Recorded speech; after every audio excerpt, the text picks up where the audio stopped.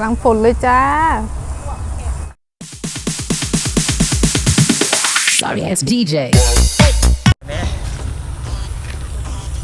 มากินซินดาจ้าซินดาเดี๋ยวเบิ่งหันแต่หันนี่ไม่หันในดวงใจเนาะฮะมากินแล้วละมากินบังเอิญผ่านมาเลยมากินแต่หันที่อยู่ในใจเสมอแมนหันสบายดีเนาะหันที่อยู่ในใจคือแซ่บที่สุดแมนหันสบายดีเนาะแต่มากินหันนกแก้วคือ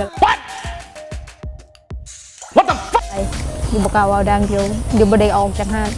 ตอนนี้ยังบ่มีคนมาเปิดห้าง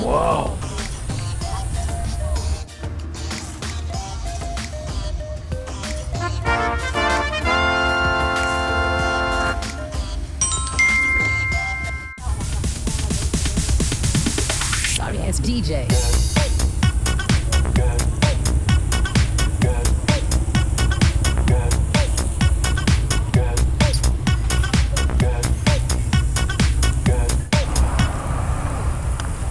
พริก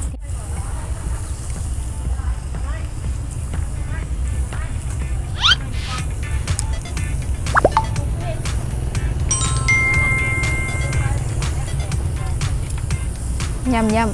หั่นแซ่บแม่นหั่นจะไปดี อันนี้มากินเฉยๆใกล้ผ่านหั่นแซ่บแม่นหั่นจะไปดีเนาะอยู่ทางตนาสารประชาชนใครอยากกินสินะคิดฮอดสินะคิดถึงหั่นสบายดีไปเลย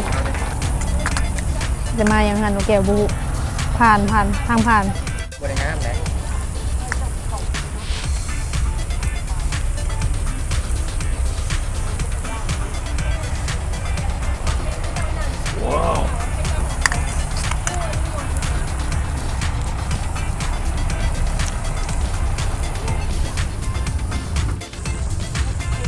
กำลังฝนเลยจ้าแต่ฮันนี่แกแซ่บอยู่นี่ว่าเดี๋ยวกูไปออกจากห้างมาหานนกแก้วย่องห้างสบายดีคืออย่างวะเดี๋ยวสิบริกลับเลยเนาะ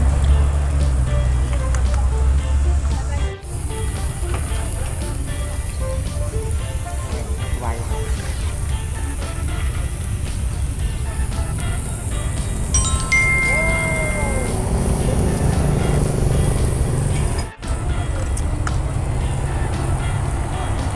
ชิ้นนานสุกเลยชิ้นดาดนกแก้วจ้าอยู่แถวเดินบานแถวต่อหน้าโรงเรียนยังเกาะ เรียนเหมือนเป็นทัก โรงเรียนมัธยมบ่ เรียนตาม โรงเรียนมปลายสุนันทาเนาะ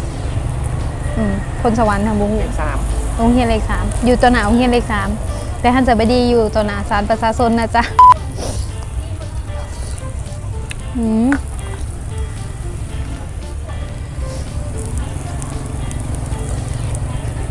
เมื่อไหร่ที่พาไปกินห้างสบายดีแซ่บ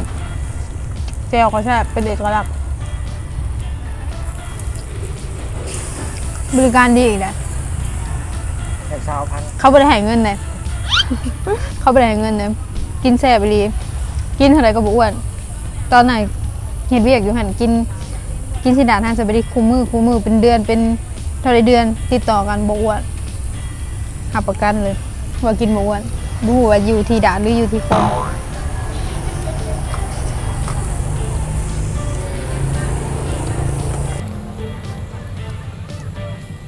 นี่เนี่ยโคตรมา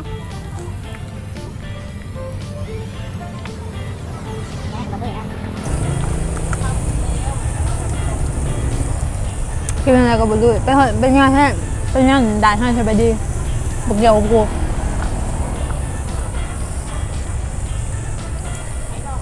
เจเห็นเจต้องภูมิใจบริษัทสปอนเซอร์ เจ้ากู ซิดเก่าอวยแต่สบายดีอยู่นั่นแหละถ้าพี่ยังหูว่าแซ่บสันใดไปลองเบิ่งแซ่บดีอรุณหันที่ไหนในสวรรค์หันได้ดังกูหมดหันสบายดีเอ้าเรามากินยังหันนกแก้ว 1,000 บริษัทสปอนเซอร์ขาจ้าครับ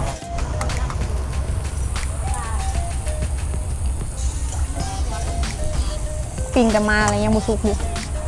ชิ้นมันตอนใหญ่มันหนาถ้าเป็นหันสบดีนี่สุกไปแล้วละเอาอีกแล้วหันสบดีอีกแล้ว เขาไม่ได้จ้างย่ำบอกเขาไม่ได้จ้างมีหนาที่พาไปกินหันสบดีเนาะบุ้งหัวชิได้ออกจากหันหรือว่าจะเลย ถ่ายวิดีโอ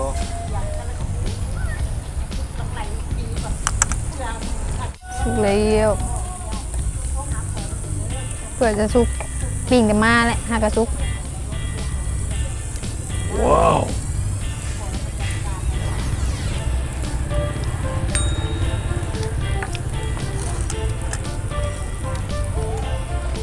แตกดูมือในหันนกแก้วผมมีคนเห็นไหมมีตัวเดียว2 ตัวกำเฮาปกติสันนี่จะแขกร้ายเลยเป็นยังเฮามาลีนเลยปันนี้ยังบุมีคนอยู่ ที่เราเข้ามาเนี่ยนะ คือซีเมน ไม่ความสองเพื่อนไปนะคือบอกว่าไม่ลงหัวได้พูมาตรงเห็นมันมันง่วงเห็นมันง่วงไปกินไก่เขาแมลงมีอีพูก็แบบหัวที่ไม่ต้องนอนเดือนนั่นอยู่เดือนเงินมันเห็นไปเดือนนี้ตัวแพงตัวอันเดือนแพงนะเดือน300,000อยู่ตกมาสวยที่แม่เห็นเด็กมาแม่ขนาดตาบอมเบลขนาดแบบเป็นตัวเลยเอาไปเด็กมาจะแม่ขนาดมาทำงานอยู่เป็นจุดแข็งแรงแล้วคือมันถูกทองนะเลยแบบเฮ้ยนี่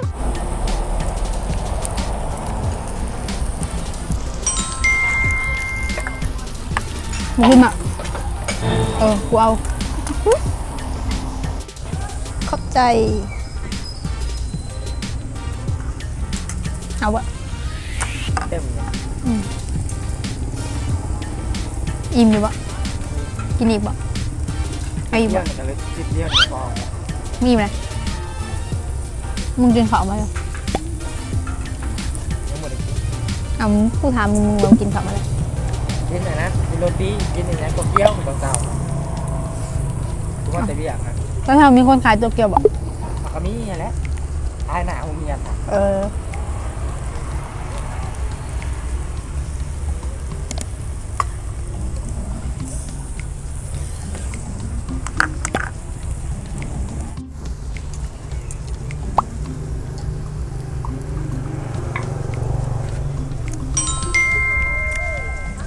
จะมาเลี้ยง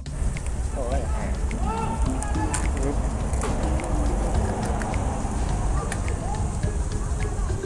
เจออยู่ว่าแมวมันจากโต เดี๋ยวจบคลิปสำนีแหละแบตจะหมดแล้ว อย่าลืมคิดถึงสินาคิดถึงหันสบายดีเด้อหันสบายดีตั้งอยู่ตอนหน้าศาลประชาชนเนาะอันนี้หันนกแก้ว แต่ใครอยากกินก็มาได้เนาะแต่หันแซมในน้ำแมนหันสบายดีเด้อบ๊ายบายเดี๋ยวหันสบายดีบริษัทสปอนเซอร์เด้อ